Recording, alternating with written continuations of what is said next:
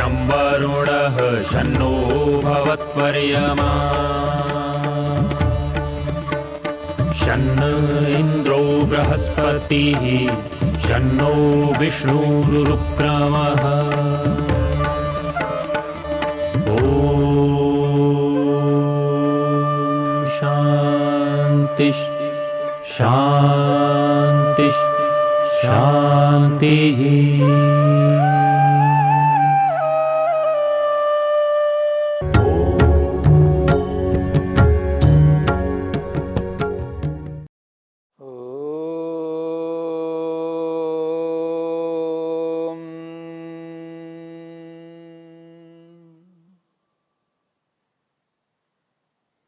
साधन पाद के पहले सूत्र की चर्चा में तप को लेकर के हमने विचार किया।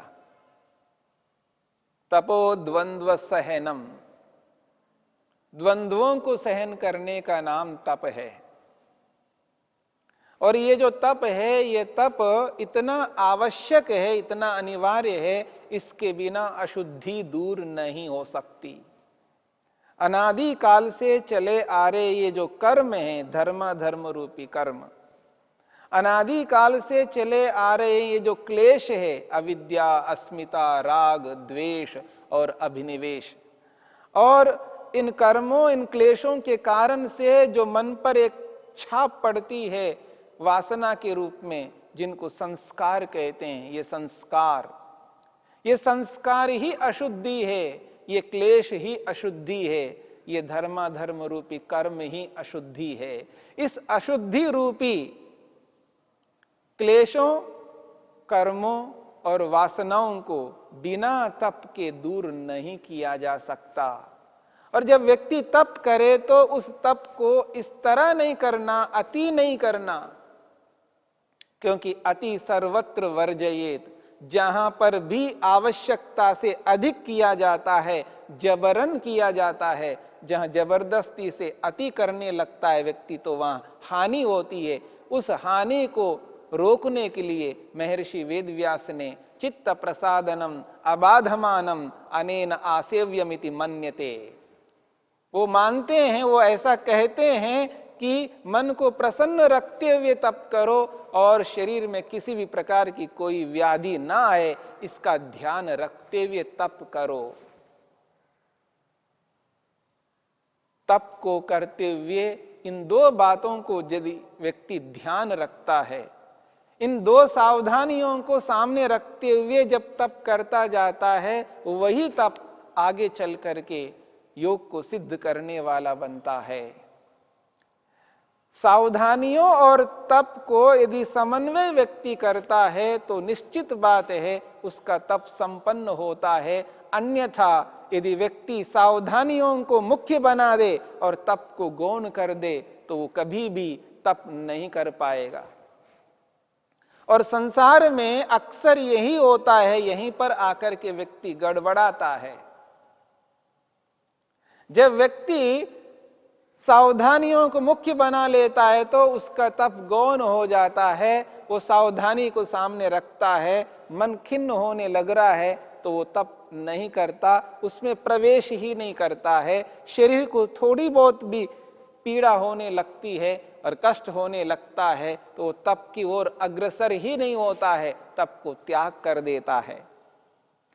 और जब व्यक्ति ऐसा करने लगता है तो आगे चल करके वो इतना पंगु हो जाता है, वो कभी तप कर ही नहीं सकता।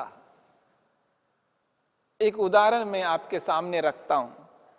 जैसे आज सर्दी का मौसम, आजकल सर्दी का काल चल रहा है, शीत ऋतु है, हेमंत है, कल को शिशिर भी आ जाए।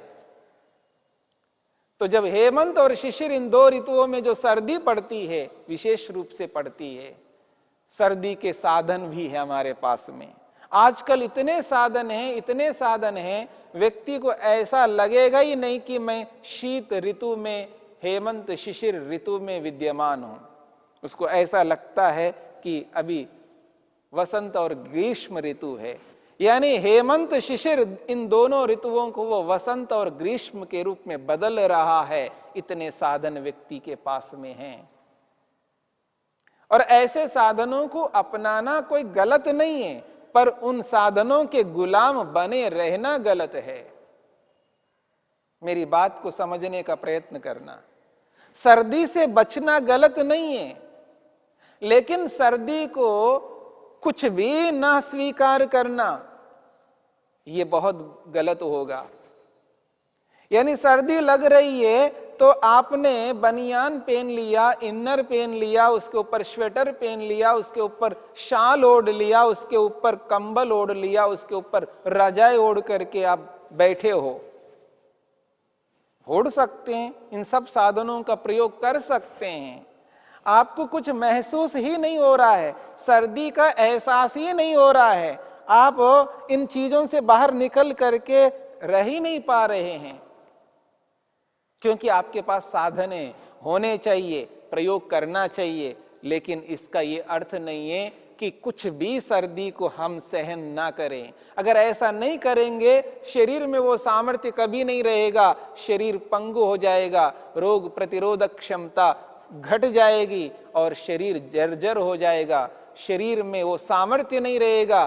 कभी ऐसा काल आ जाए कि आपके पास साधन ना रहे, या कोई ऐसी स्थिति आ जाए साधन के होते हुए भी आप प्रयोग ना कर सके, तो तब आपका शरीर उसको सहन नहीं कर पाएगा और आप शरीर को स्वस्थ नहीं रख पाएंगे और भयंकर रोग उत्पन्न हो जाएगा।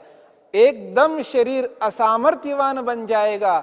आप उस सर्दी से उभर नहीं पाएंगे, उस गर्मी से उभर नहीं पाएंगे, उस बरसात से उभर नहीं पाएंगे। इसलिए इनको तो सहन करना है, पर थोड़ा थोड़ा सहन करना है, और थोड़ा थोड़ा सहन करते हुए शरीर के सामर्थ्य को बढ़ाना है। ये जो समन्वय है, जब तक ऐसा समन्वय नहीं करेंगे तब तक हमारा तप नहीं हो पाएगा। हां, बहुत सर्दी है तो साधनों का प्रयोग करो, पर उन साधनों का प्रयोग करते हुए भी थोड़ा थोड़ा उस शीत को, उस सर्दी को सहन करो। सहन करते हुए आप आगे बढ़ो। ऐसा ना हो कि आप बिल्कुल सहन ना करें, उस सर्दी के पूरे काल में अपने आप को वसंत ग्रीष्म की तरह हमेशा बनाए रखे तो आपको सर्दी का कुछ भी पता ना लगे। ऐसी स्थिति में शरीर उचित नहीं रहेगा। ऋतु के अनुसार शरीर को मजबूत करना पड़ता है, यानी सर्दी में भी शरीर चल सके, कुछ सर्दी को तो सहन कर सके। गर्मी पड़े तो आपको गर्मी, वसंत ग्रीष्म ऋतु को आप हेमंत ऋतु की तरह बना दो, बना सकते हो, सामर्थ्य है। ऐसे साधन है आज दुनिया में। गर्मी के ऋतु में सर्दी ऋतु जैसा बना लेते हैं और सर्दी के ऋतु को आप गर्मी ऋतु के समान बना देते हैं। यानी ऐसा रखते हैं, न सर्दी लगे न गर्मी लगे। हां, कर सकते हैं, पर एक सीमा तक करना चाहिए। उन्हीं के आदी बन करके, उनके गुलाम रह करके कभी जीना नहीं चाहिए। साधनों का प्रयोग करना चाहिए, परंतु ऐसा नहीं करना चाहिए जिससे उस साधन के बिना हम चल ही ना सके। ऐसी स्थिति में तप कभी नहीं हो पाएगा। आवश्यकता पड़ने पर सर्दी को सहन कर सके, आवश्यकता पड़ने पर सर्दी होते हुए भी उन साधनों का प्रयोग करके उस स्थिति में भी रह सके। दोनों स्थितियों में शरीर को रखना आना चाहिए। सर्दी में सर्दी न लगे ऐसी स्थिति को पूर्ण रूप से बनाया जा सकता है। ऐसा भी बना करके देखे, हमें कोई आपत्ति नहीं है, लेकिन केवल वैसा ही ना रहे। कल को वैसी स्थिति उत्पन्न ना होने पर आपका शरीर सहन नहीं कर पाएगा। इसलिए शरीर को उतना ही करिएगा जिससे शरीर ठीक रह सके, रोगों से मुक्त रह सके। इसलिए थोड़ा थोड़ा कष्ट तो स्वीकार करना ही पड़ेगा। इतना सामर्थ्य शरीर में यदि नहीं है तो उस सामर्थ्य को उत्पन्न करना होगा। जिस रूप में धन प्राप्त करने का सामर्थ्य नहीं है किसी व्यक्ति में, तो वो व्यक्ति धन प्राप्त करने का सामर्थ्य उत्पन्न करता है। पढ़ने का सामर्थ्य नहीं है तो पढ़ने के सामर्थ्य को उत्पन्न करता है। नौकरी करने का सामर्थ्य नहीं है तो नौकरी करने के सामर्थ्य को उत्पन्न करता है। जो योग्यता, जो स्थिति व्यक्ति के पास नहीं है, उस स्थिति को उत्पन्न करने के लिए व्यक्ति मेहनत करता है और मेहनत करके एक दिन उस स्थिति तक पहुंच जाता है, ठीक इसी प्रकार से यहां पर भी ऐसा ही करना है। हां, आज सर्दी को सहन करने का सामर्थ्य नहीं है, कोई बात नहीं है, लेकिन ऐसे सामर्थ्य को उत्पन्न करना है। गर्मी को सहन करने का सामर्थ्य नहीं है, तो गर्मी को सहन करने के सामर्थ्य को उत्पन्न करना है। यह नहीं कहा जा रहा है कि सर्दी पड़ रही है तो आपको स्वेटर नहीं पहनना है, इनर नहीं पहनना है, कपड़े नहीं पहनना है, शॉल नहीं ओढ़ना है, कंबल नहीं ओढ़ना है, रजाई नहीं ओढ़ना है, ये नहीं कहा जा रहा है। इन सब का प्रयोग करना है। जब जहां जैसी स्थिति हो वहां उस स्थिति में इन साधनों का प्रयोग करना है। लेकिन कभी ऐसी भी स्थिति आ जाए बिना रजाई के भी चले तो उसको सहन करने का सामर्थ्य उत्पन्न करना है। बिना स्वेटर के यदि रहना पड़े तो रह सके ऐसा सामर्थ्य को उत्पन्न करना है। दोनों सामर्थ्य होना चाहिए, दोनों प्रकार के सामर्थ्य हमारे साथ होने चाहिए। साधनों का सामर्थ्य भी रहे और बिना साधनों के भी रह सके ऐसा सामर्थ्य भी उत्पन्न करना है। जब ऐसी स्थिति को हम उत्पन्न करते हैं, हम अपने प्रयोजन के लिए आगे बढ़ सकते हैं। आगे जाकर के हम तप के माध्यम से योग को सिद्ध कर सकते हैं। इसलिए इस तप को समझने का प्रयत्न करना। सर्वथा तप न करना अत्यंत घातक है। सर्वथा तप न करना अत्यंत घातक है, क्योंकि जब तप नहीं होता है तो योग सिद्ध नहीं होगा। जब योग सिद्ध नहीं होगा तो प्रयोजन पूरा नहीं होगा। तो ये तो घातक है। और पूरा तप करना है, अति करना है कि गर्मी में भी व्यक्ति चारों ओर और आग लगा करके, ऊपर से गर्मी का चल रहा है, गर्मी के कारण से शरीर तप रहा है, गर्मी के कारण से कष्ट हो रहा है, उसको तो सहन कर ही रहा है व्यक्ति, और ऊपर से आग और जला करके उसके बीच में बैठ रहा है। ऐसी अति स्थिति को उत्पन्न नहीं करनी है। ऐसा अति करके शरीर को इतना कष्ट नहीं देना चाहिए जिससे शरीर अयोग्य हो जाए, मुक्ति के अयोग्य हो जाए। ऐसा कभी नहीं करना चाहिए। अति भी नहीं करना चाहिए और बिल्कुल तप ना करे, ये भी नहीं होना चाहिए। इसलिए धीरे धीरे व्यक्ति को आगे बढ़ना है। तो थोड़ा थोड़ा कष्ट देते हुए शरीर के सामर्थ्य को, वाणी के सामर्थ्य को और मन के सामर्थ्य को बढ़ाते जाना है। और ऐसा बढ़ा करके व्यक्ति अपने आप को इतना मजबूत बना लेता है कि वो व्यक्ति तप करता हुआ, शारीरिक तप भी अपनी अवस्था के अनुसार, अपनी उम्र के अनुसार शारीरिक तप भी करना है, वाचनिक तप भी करना है, अपनी विद्या के अनुसार, अपनी क्षमता के अनुसार वाचनिक तप भी करना है और मानसिक तप भी करना है। तीनों प्रकार के तप करना है। जहां जैसा तप चाहिए वहां वैसा तप हमें करना है।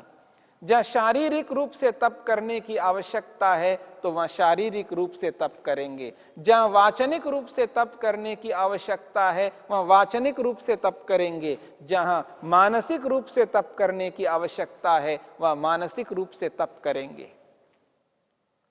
हर स्थिति में एक ही प्रकार का तप आवश्यक नहीं है।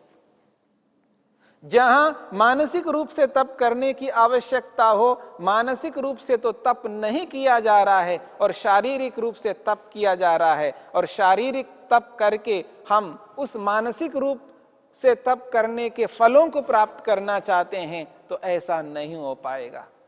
शारीरिक तप से शारीरिक ही फल मिलेगा, वाचनिक तप से वाचनिक फल मिलेगा और मानसिक तप से मानसिक फल मिलेगा। मानसिक फलों को शारीरिक तप करके प्राप्त नहीं किया जा सकता और मानसिक तप करके शारीरिक फलों को प्राप्त नहीं किया जा सकता। इस बात को यदि लेकर के हम चले तो हमें तप के बारे में यथार्थ रूप में स्पष्ट हो जाएगा कब किस स्थिति में कैसा तप करना चाहिए। जब व्यक्ति को ध्यान करना है, योगाभ्यास में आसन लगा करके बैठना है और बैठ करके जप करना है, ध्यान करना है, तो वहां पर सर्वाधिक तप मानसिक रूप से होता है। मानसिक क्लेशों को, अविद्या, अस्मिता, राग, द्वेष, अभिनिवेश को रोकना पड़ता है, वासनाओं को रोकना पड़ता है, उनको दबा के रखना पड़ता है, उनको रोके रखना पड़ता है। जब उनको नहीं रोकते हैं, वृत्तियों को नहीं रोकते हैं, क्लेशों को नहीं रोकते हैं, वासनाओं को नहीं रोकते हैं, तो मन उन वासनाओं में लगा रहेगा, उन क्लेशों में लगा रहेगा, उन वृत्तियों में लगा रहेगा। ध्यान नहीं होगा, जप नहीं होगा। वहां मानसिक तप विशेष रूप से करना है।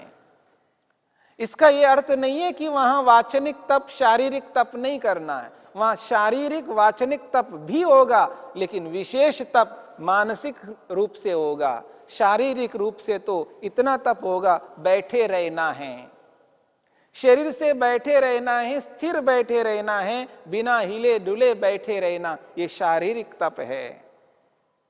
और वाणी से ना बोलते हुए वाणी को विराम देना है और मन से ही सभी कार्यों को करना है, तो ये वाचनिक तप हो गया। लेकिन मानसिक तप सर्वाधिक होता है ध्यान के काल में, जप के काल में। इसलिए जब ऐसी स्थिति आ जाए तो मानसिक तप सर्वाधिक करना है, और जब वाचनिक तप करने की स्थिति आ जाए, जहां नहीं बोलना है वहां नहीं बोल रहे हैं, जहां मौन रहना है तो मौन ही रह रहे हैं, तो वो वाचनिक तप विशेष होगा। जब वाचनिक तप विशेष होगा तो वह मानसिक तप कम रहेगा और शारीरिक तप कम रहेगा। वह मुख्य रूप से वाचनिक तप है। जिस माहौल में हम रह रहे हैं वह बोलने का माहौल नहीं है, वह मौन रहने का माहौल है, तो वहां वाचनिक तप करना है, वाणी को विराम देना है। इतना सामर्थ्य वाणी में हो कि जब तक चाहे तब तक ना बोले, चाहे 1 घंटे के लिए ना बोले, चाहे 1 दिन के लिए ना बोले, चाहे 1 सप्ताह के लिए ना बोले, चाहे 1 महीने के लिए भी बोलना ना पड़े तो ना बोले। ऐसा तप वाचनिक रूप से जब किया जाता है वहां उसकी प्रमुखता है, और मानसिक और शारीरिक तप गौण है। और जब जहां शारीरिक तप मुख्य रूप से करना होता है वहां शारीरिक तप मुख्य है, वाचनिक और मानसिक गौण हो जाएंगे। जहां शारीरिक तप करना है तो वहां शारीरिक तप करेंगे। जहां सर्दी में जाकर के कोई काम करना है तो वहां पर शारीरिक तप होगा कि उस सर्दी को सहन करना, शरीर से सहन करना वो मुख्य है। वहां जाना है, आना है, बाहर खुले में आकाश के नीचे आप आ रहे हैं, जा रहे हैं, तो सर्दी बहुत है, उन कार्यों को करते हुए वहां पर शारीरिक तप मुख्य रहेगा। तो जहां शारीरिक तप मुख्य है वहां शारीरिक रूप से हमें तप करना है। जहां मानसिक है तो मानसिक रूप से करना है, जहां वाचनिक है तो वहां वाचनिक रूप से करना है। जिस स्थिति में जहां जैसा तप करने की स्थिति आ जाए उस रूप में वहां वैसा ही तप करना है, पर तप किए बिना नहीं रहना है। तप करना अनिवार्य है, तभी योग को सिद्ध कर सकते हैं।